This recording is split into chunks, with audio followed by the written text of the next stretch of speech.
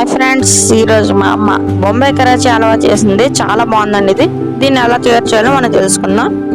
ముందుగా ఒక కప్పు నిండా కార్న్ఫ్లోర్ తీసుకుని దాన్ని ఒక బౌల్లో వేసుకోవాలి. ఇప్పుడు అదే కప్పుతో మనం నీళ్ళు తీసుకుని కార్న్ఫ్లోర్ పిండి మీద వేసుకోవాలి.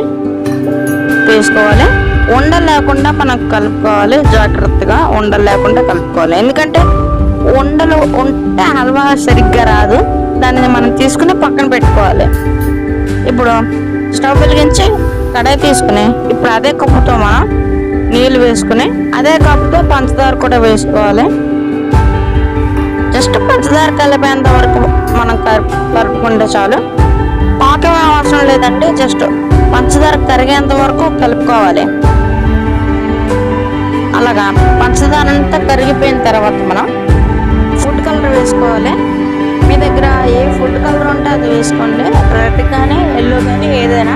మా దగ్గర రెడ్ ఉంది కాబట్టి మేము వేసుకున్నాము రెడ్ ఫుడ్ కలర్. ఇంకా అది మరుగుతూ ఉన్నాగా మనం ఒక ప్లేట్ తీసుకొని దాని చుట్టూ మనం నెయ్యి రాసుకొని పక్కన పెట్టుకోవాలి. అలాగా అదంతా బాగా అయిపోయిన తర్వాత మనం ముందు పెట్టుకున్నటువంటి కార్న్ఫ్లోర్ మిశ్రమాన్ని దాని మీద వేసి కేర్ఫుల్గా మనం కలుపుకోవాలి.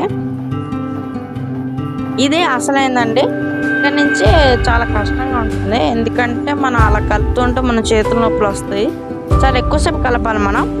అయినా సరే మనం పేషెన్స్ తెచ్చుకుని కలపాలి. ఎందుకంటే మనం కలపకపోతే సరిగ్గా హల్వా అయినా సరిగ్గా రాదు.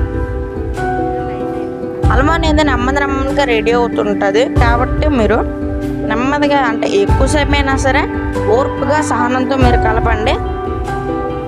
అలాగా చూస్తుంటే మనం ముందుగా హల్వా ఏమవ్వాలంటే మనం ఆ కడాయి నుంచి అది వేరవ్వాలి. కడాయి నుంచి హల్వా అనేది ఇప్పుడు చూస్తున్నట్టు హల్వా అనేది నెమ్మదిగా రెడీ అవుతుంది. మీరు చూడొచ్చు. ఆ తర్వాత దాని మీద మనం నెయ్యి వేసుకోవాలి. ఎంత నెయ్యి వేసుకుంటే అంత టేస్ట్ ఇంకా స్మెల్ కూడా ఉంటుందండి. దాంతో పాటు మనం యాలకుల పొడి కూడా వేసుకోవాలి, జస్ట్ ఫర్ ఫ్లేవర్.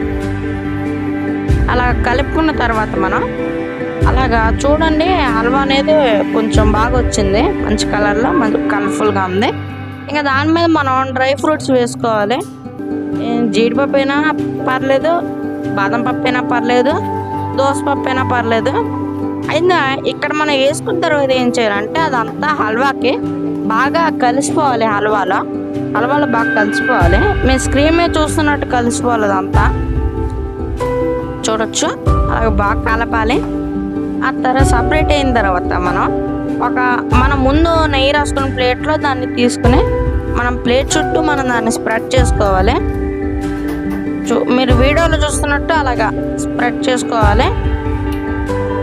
ఎలాంటి ఎత్తుపల్లాలు లేకుండా మనం నీట్గా మనం స్ప్రెడ్ చేసుకోవాలి. మీకైనా ఎత్తుపల్లాలు అనిపిస్తే అలాగ మనం చేసుకోవచ్చు. ఆ తర్వాత దీన్ని దాదాపు ఒక అరగంట వరకు చల్లారేంత వరకు వదిలేయండి. ఇప్పుడు చల్లారిన తర్వాత చూస్తే మంచి కలర్ఫుల్గా జెల్లీగా ఉంది. దాన్ని మనం కట్ చేసుకుని మనం నచ్చిన షేప్స్లో మనం కట్ చేసుకుని పెట్టుకోవచ్చు. మీకు ట్రయాంగిల్ అనుకుంటే ట్రయాంగిల్, తర్వాత ఏ షేప్ అయినా మనం కట్ చేసుకొని మనం సర్వ్ చేసుకోవచ్చు.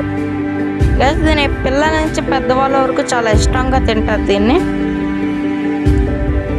అంతేనండి ఈ వీడియో. తింటే హల్వా అనేది బొంబాయి కరాచీ హల్వా ఎలాగుందో కామెంట్ చేయండి. ఇంకా మీకు ఇష్టమైన స్వీట్ ఏంటో కూడా కామెంట్ చేయండి. ఈ వీడియో నచ్చితే లైక్ చేయండి, షేర్ చేయండి. ఇంకా వీలైతే ఈ ఛానల్ సబ్స్క్రైబ్ కూడా చేసుకోండి. ఇలాంటి వంటలు చాలా రాబోతున్నాయి ఫ్రెండ్స్. Okay guys, bye.